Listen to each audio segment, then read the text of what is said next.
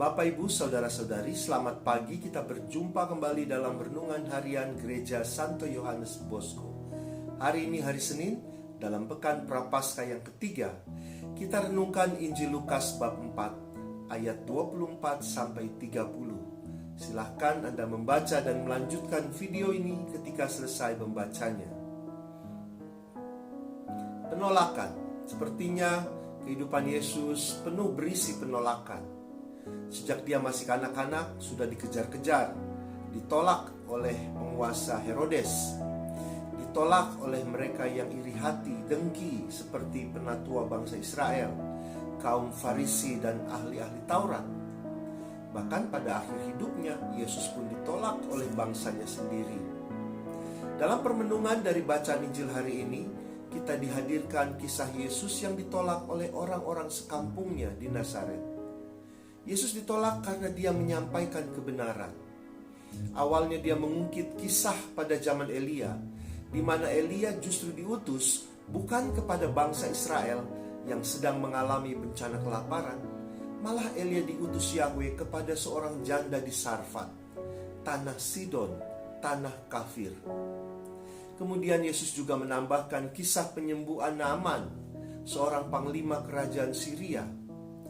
Yesus mewartakan kebenaran bahwa di mata Tuhan, di mata Yahweh, keselamatan bukan hanya milik orang-orang tertentu yang sudah dimeteraikan seperti bangsa Israel yang menganggap diri mereka bangsa pilihan Yahweh.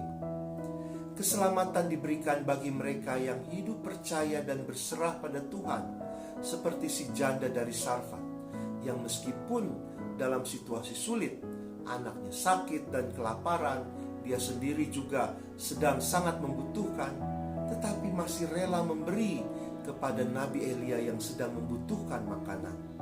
Maka Elia pun memberikan berkatnya bagi si janda dengan tempayan dan minyak dalam buli-buli yang tak akan pernah kosong, dan anak si janda pun disembuhkan. Keselamatan juga dialami Naaman, panglima kerajaan Syria yang dengan kerendahan hati mau mendengar apa yang diperintahkan Nabi Elia. Dia yang seorang pembesar berkedudukan mau merendahkan diri, mendengar dan mengikuti apa yang diperintahkan Nabi Elia, dan dia pun diselamatkan. Saudara-saudari, meterai yang kita terima tidak menjamin kita untuk menerima keselamatan. Jika kita tidak memiliki kepercayaan penuh dan hidup berserah pada Tuhan, jika kita tidak memiliki kerendahan hati di hadapan Tuhan, maka keselamatan akan menjauh dari kita. Apalagi jika kita menolak pewartaan kebenaran dari Tuhan Yesus. Semoga hidup kita tidak dipenuhi dengan penolakan-penolakan atas ajaran Yesus, melainkan penuh dengan kepercayaan, kerendahan hati, menerima dan mendengar sabda Tuhan, perintah Tuhan. Tuhan berkati kita.